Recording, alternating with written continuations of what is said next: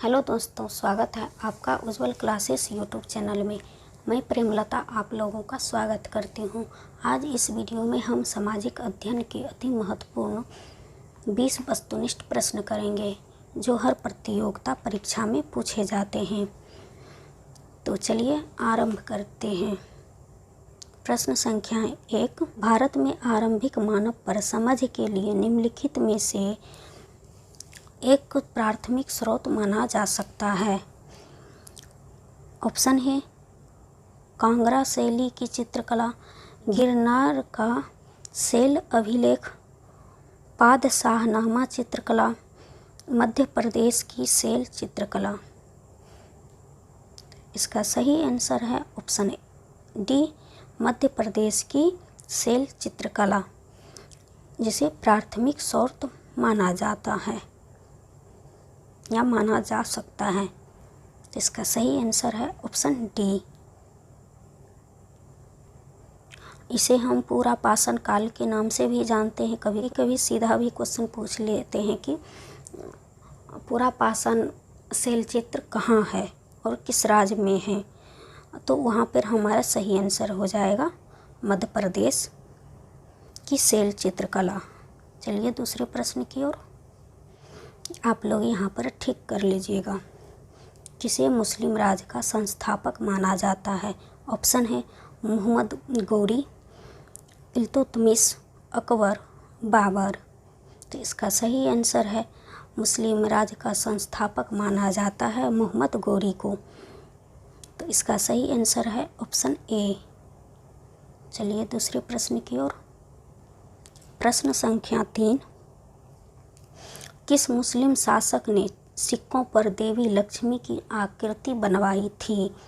Option है मोहम्मद गौरी, अलाउद्दीन खिलजी, अकबर, इनमें से कोई नहीं। तो इसका सही आंसर है ऑप्शन ए, मोहम्मद गौरी ने देवी लक्ष्मी की आकृति अपने सिक्कों पर बनवाई थी। तो इसका सही आंसर है ऑप्शन ए। चलिए दूसरे प्रश्न की ओर। हमसे पूछा गया है तुगलकनामा के रचनाकार हैं। ये बर्नी, गुलबदन बेगम, अमीर खुसरो, इसामी। तुगलकनामा के रचनाकार हैं अमीर खुसरो। ऑप्शन सी इसका सही आंसर है। एग्जाम में पूछा गया है। दूसरे प्रश्न की ओर। प्रश्न संख्या 5, निम्नलिखित में से दिल्ली का पहला तुगलक सुल्तान कौन था? दिल्ली का पहला तुगलक सुल्तान कौन था? गयासुद्दीन तुगलक, मलिक तुगलक, मोहम्मद बिन तुगलक, फिरोज तुगलक। गयासुद्दीन तुगलक का सही आंसर है। चलिए दूसरे प्रश्न की ओर। संख्या 6, उत्तरी भारत की प्रथम मुस्लिम शासक, दिल्ली पर राज करने वाली प्रथम महिला शासक थी। ऑप्शन है मुमताज़, रजिया सुल्तान, नूरजहाँ, इनमें से कोई नहीं। इसका सही आंसर है, हमसे पूछा गया उत्तर भारत की प्रथम मुस्लिम महिला शासक। तो इसका सही आंसर है option B, Razia Sultan. Option B इसका सही आंसर है। चलिए दूसरे प्रश्न की ओर। गलती हो गया था तो आप लोग ठीक कर लीजिएगा। यहाँ पर 1853 ईस्वी लॉर्ड डलहौजी ने जो पहली टेलीग्राफ लाइन शुरू की थी वह किसके बीच थी? ऑप्शन है बम्बई और ठाणे, कलकत्ता और मद्रास, बम्बई और आगरा, कलकत्ता और आगरा। इसका सही आंसर है ऑप्शन डी, कलकत्ता और आगरा। टेलीग्राफ लाइन शुरू की थी 1853 ईस्वी में। किसने शुरू की थी? डलहौजी ने। तो इसका सही आंसर है ऑप्शन डी। चलिए दूसरे प्रश्न की ओर। संख्या 8, किसे आधुनिक भारत का जनक कहा जाता है? ऑप्शन है लाला लाजपत राय, महात्मा गांधी, राजा राम मोहन राय, भगत सिंह। इसका सही आंसर है आधुनिक भारत का जनक राजा राम मोहन राय जी को कहा जाता है। तो इसका सही आंसर है ऑप्शन सी। चलिए दूसरे प्रश्न की ओर। गलती लिखा गया था तो यहाँ पर सच्चाई के बाद निहित होगा। वेदों में संपूर्ण सच्चाई निहित है, व्याख्या की गई है। वेदों में संपूर्ण सच्चाई निहित है, किसके द्वारा व्याख्या की गई है? ऑप्शन है स्वामी विवेकानंद द्वारा, स्वामी दयानंद द्वारा, स्वामी श्रद्धानंद द्वारा, एस राधा कृष्णन द्वारा। इसका सही आंसर है ऑप्शन बी, स्वामी दयानंद द्वारा।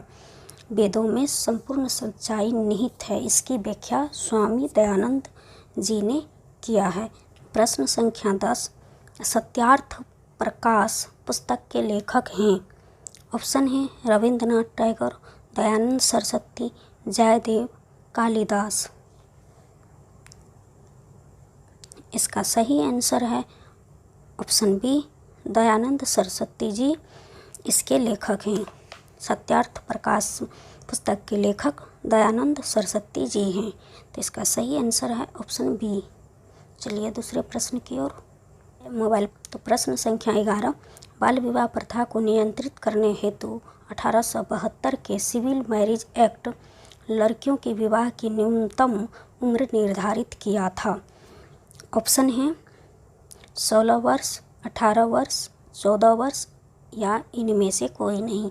इसका सही आंसर है ऑप्शन सी, 14 वर्ष।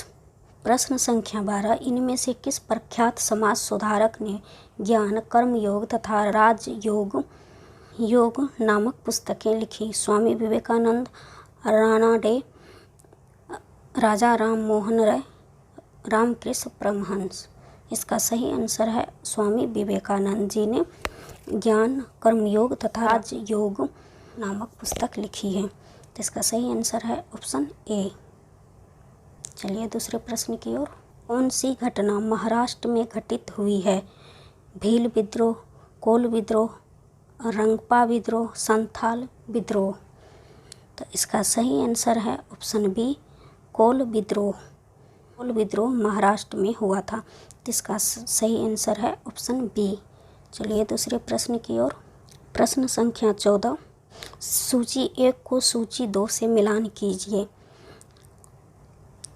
मोपला विद्रोह, पनवा विद्रोह, एका आंदोलन, बिरसा मुंडा विद्रोह। इसका सही आंसर है ऑप्शन ए, मोपला विद्रोह केरल में हुआ था, पनवा विद्रोह बंगाल में हुआ था, एका आंदोलन अवध में हुआ था,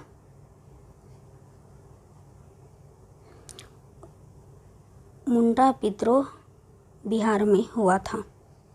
बिरसा मुंडा विद्रोह बिहार में हुआ था, तो इसका सही आंसर है ऑप्शन ए। चलिए दूसरे प्रश्न की ओर। संख्या 15, छठी शताब्दी ईसा पूर्व में मगध महाजनपद के पहले शासक थे।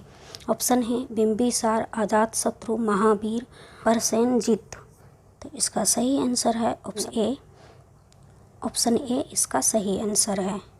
बिंबिसार मगध के छठी ईसा पूर्व मगध महाजनपद के पहले शासक बिंबिसार थे, तो इसका सही आंसर है ऑप्शन ए। चलिए दूसरे प्रश्न की ओर। प्रश्न संख्या 16, मत्स्य जनपद की राजधानी थी? चंपा, विराटनगर, कुशीनारा, गोकुलपुरा। इसका सही आंसर है ऑप्शन बी, मत्स्य जनपद की राजधानी विराटनगर थी, तो इसका सही आंसर है ऑप्शन बी। चलिए दूसरे प्रश्न की ओर। प्रश्न संख्या 17, निम्नलिखित में से किस स्रोत में प्राचीन भारत के 16 महाजनपदों का उल्लेख है? ऑप्शन है उत्तर निकाय, दिव्यावरदान, ऋग्वेद, सुत्तपिटक। इसका सही आंसर है ऑप्शन ए, अंगुत्तर निकाय में प्राचीन भारत के 16 महाजनपदों की उल्लेख मिलता है, तो इसका सही आंसर है ऑप्शन ए, अंगुत्तर निकाय। चलिए दूसरे प्रश्न की ओर। प्रश्न संख्या 18, सूरसेन जनपद की राजधानी थी? ऑप्शन है मथुरा, वृंदावन, इंद्रप्रस्थ, कुरुक्षेत्र। तो इसका सही आंसर है सूरसेन जनपद की राजधानी इंद्रप्रस्थ था, ऑप्शन सी इसका सही आंसर है।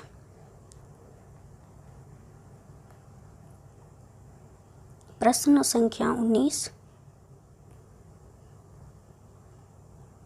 प्रश्न संख्या 19, निम्नलिखित में कौन सा क्षेत्र प्राचीन काल में मगध नाम से जाना जाता था?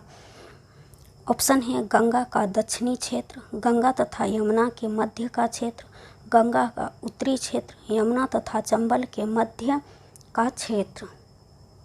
इसका सही आंसर है ऑप्शन ए। आज के इस वीडियो में हम सामाजिक अध्ययन के अति महत्वपूर्ण वस्तुनिष्ठ प्रश्न किए हैं। मिलती हूँ अगले वीडियो में, तब तक के लिए थैंक यू सो मच।